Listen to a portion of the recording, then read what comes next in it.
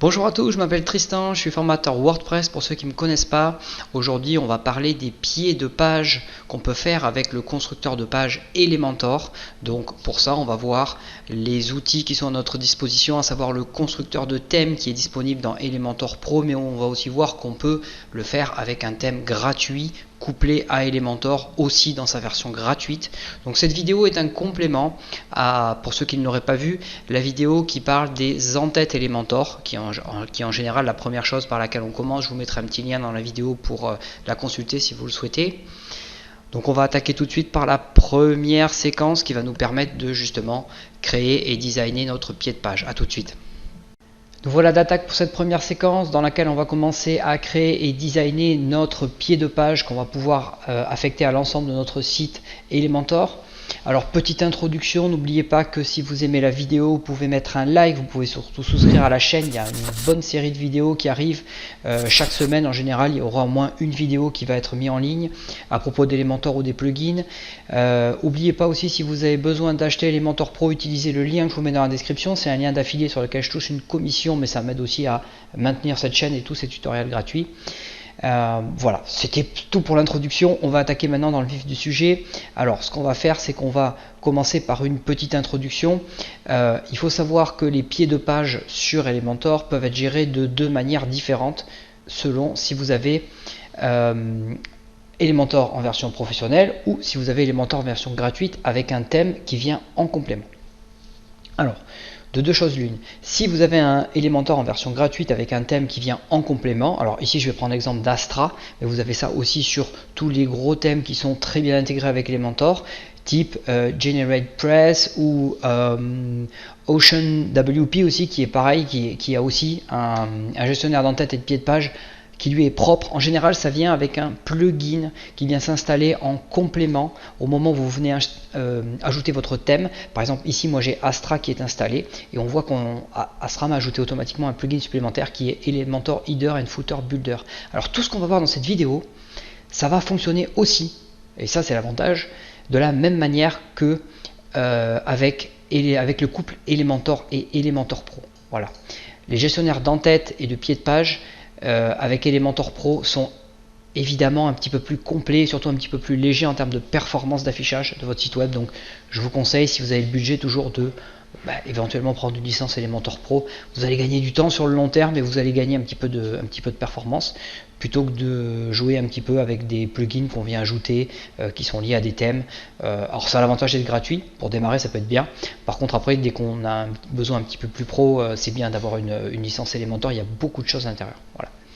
Donc ça c'était une petite parenthèse, c'est juste pour vous dire que les deux vont fonctionner de la même manière. Alors nous on va regarder dans ce tutoriel la partie Elementor et Elementor Pro. Alors pour créer des pieds de page, on va passer par la partie modèle, theme builder ici, ou constructeur de thème si on devait le traduire en français. Voilà. Donc on va cliquer ici sur le theme builder. Le theme builder va se charger et va me lister tous les thèmes qui sont en fait des parties du site web qui ont été déjà créés avec Elementor. Donc on voit que moi ici j'ai juste un header, donc une en-tête qui a été créée pour ce site, mais effectivement dans la partie footer, donc pied de page, ici c'est complètement vide. Donc je n'ai pas de pieds de page qui ont été créés pour mon site web. Donc ce que je vais faire, c'est tout simplement, je vais cliquer sur la petite croix ici pour en créer un. Elementor va automatiquement charger le constructeur de thème et il va me proposer en même temps des modèles qui sont déjà prédéfinis. D'accord? Donc là, je vais en choisir un. Je vais prendre par exemple celui-ci, là, le noir ici. Donc quand on clique une fois dessus, on en a un aperçu.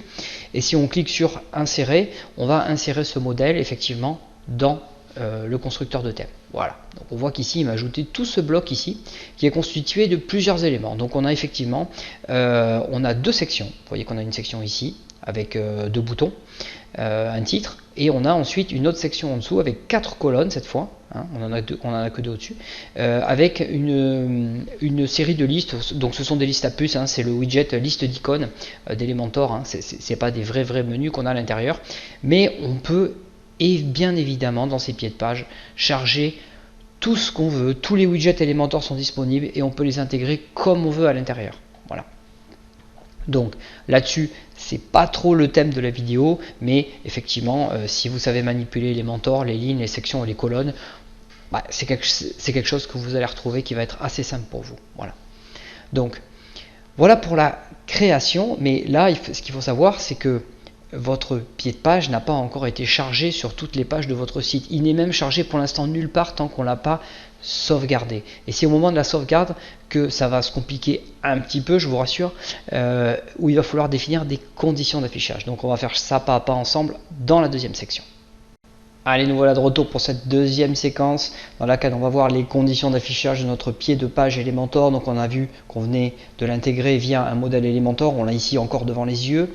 Lorsqu'on va qu'on a ajouté, qu'on a chargé notre modèle, on a effectivement le bouton publier qui s'est mis en vert, et lorsqu'on va cliquer dessus, on va avoir une fenêtre qui va s'ouvrir, et alors qui n'est pas traduite ici, qui est en anglais, mais vous allez voir que c'est assez simple, on s'y retrouve assez facilement. Avant de publier notre pied de page, on va devoir ajouter une condition d'affichage, c'est-à-dire savoir à quel endroit on veut afficher notre pied de page, d'accord? Alors, par défaut, Elementor vous fait ça de manière assez intelligente, hein, il est toujours bien configuré par défaut. On va pouvoir le charger sur par un système d'inclusion-exclusion, donc par défaut, c'est inclus sur l'ensemble du site. Voilà, sachant qu'on peut cumuler les deux possibilités d'inclusion et d'exclusion pour faire des choses assez avancées en termes d'affichage, donc que ce soit pour les en-têtes, les pieds de page ou n'importe quel type de modèle. Voilà. Donc par exemple, si on voulait exclure l'affichage de ce pied de page sur une page de contact, par exemple, on pourrait ajouter une condition, exclure sur une page à l'unité. On choisit ensuite la page sur laquelle on veut faire notre exclusion, on tape le titre de la page ici, on tape contact ici, et on a bien notre condition qui a été ajoutée, c'est-à-dire qu'on a deux conditions qui viennent s'additionner. On a une première inclusion qui dit tu vas m'afficher le pied de page sur l'ensemble du site, ici c'est la première, et on a une seconde condition qui dit tu vas m'exclure ce pied de page ici sur une page à l'unité qui est la page de contact. Voilà. Et on peut faire ça aussi avec des catégories d'articles, avec des catégories de produits ou commerce, avec tout ce qu'on veut sur WordPress. Donc vous voyez que c'est vraiment quelque chose de très très puissant. Donc moi je vais enlever ma condition ici, je vais rester sur quelque chose de simple pour ce tutoriel. Donc je vais tout simplement enregistrer mon pied de page ici. Voilà, je vais cliquer sur enregistrer. Une fois que ça s'est mis à jour, c'est assez simple, je vais retourner sur mon site, je vais recharger ma page ici. Et là vous allez voir que lorsque je vais me rendre dans mon pied de page, je vais descendre petit à petit, hop, je vais bien avoir effectivement, vous voyez, mon pied de page qui s'est ajouté ici, en bas, avec bien mes deux sections, donc mon titre, mes boutons et mon pied de page ici. Voilà. Ça veut dire aussi que lorsque vous allez éditer ce pied de page ici, vous allez l'éditer, du coup, avec la condition que j'ai définie là, vous allez l'éditer pour l'ensemble du site, bien sûr. Hein. Vous n'allez pas avoir à aller sur chaque page pour rééditer le modèle. C'est bien un modèle qui est global à l'ensemble du site. Voilà. Alors, je voulais vous montrer une dernière chose sur cette partie modèle. C'est-à-dire que ici dans le thème builder du coup, alors je ne l'ai pas renommé moi correctement, mais effectivement du coup maintenant vous voyez qu'il est listé ici, et lorsque vous cliquez sur votre modèle vous pouvez en avoir un aperçu comme ça. Voilà.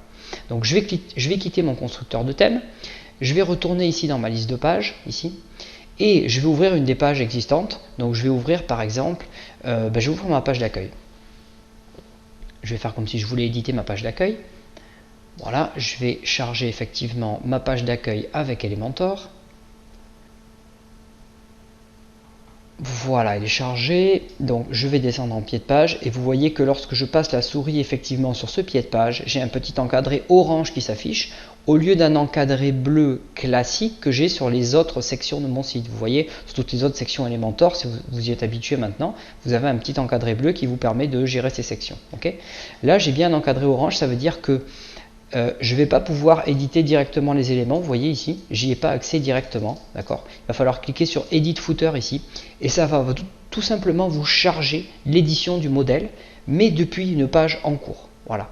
Et ça c'est valable pour tous les éléments WordPress. Lorsque vous allez éditer un article et que vous avez fait un modèle d'article, vous allez avoir comme ça un encadré orange qui va vous permettre d'accéder à l'édition du modèle directement depuis le contenu. Ça c'est hyper pratique, ça s'appelle, c'est quelque chose qui s'appelle le full site editing, c'est-à-dire que vous avez accès à l'ensemble de l'édition du site depuis le contenu lui-même. C'est quelque chose d'extrêmement pratique et d'extrêmement puissant. Voilà. Voilà, j'espère que cette vidéo sur les pieds de page Elementor vous a plu. Je vous rappelle que vous pouvez souscrire à la chaîne si vous voulez voir les vidéos qui arrivent au fur et à mesure à chaque fois que vous vous connectez à YouTube. C'est assez pratique. Utilisez aussi les liens que je vous ai mis dans la description de la vidéo. Et surtout, je vous retrouve très bientôt pour une bonne série de vidéos consacrées encore à Elementor, au plugin, à WooCommerce. On va voir plein de choses ensemble. À très vite.